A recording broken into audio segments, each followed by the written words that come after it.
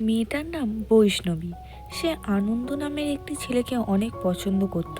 বৈষ্ণবী সবসময় আনন্দের দিকে তাকিয়ে থাকতো আর তাকে ফলো করত। বৈষ্ণবী তাকে অনেক ভালোবাসতো, কিন্তু ভয়ে সে তাকে বলতে পারেনি। এটা আনন্দ একদিন জানতে পেরে যায়, আর বৈষ্ণবীর কাছে গিয়ে আনন্দ জিজ্ঞাসা করে, তোমার নাম কি?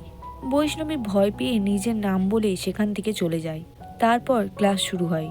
আজ রাখি পূর্ণিমা ছিল, সেই জন্যে টিচার ক্লাসের সব ছেলেদের লাইনে দাঁড়াতে বলে। মেয়েরা তাদের রাখি পরাবে।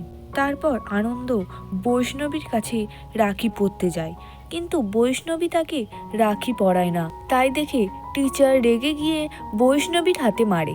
এটা দেখে আনন্দ খুবই কষ্ট পায়। ছুটির পরে আনন্দ তার কাছে আসে আর তার হাত দেখে বলে যে, তুমি আমাকে এতটা ভালোবাসো? তখন আনন্দ তাকে বসে প্রপোজ করে দেয়। বৈষ্ণবী একটু লজ্জা পেয়ে যায়।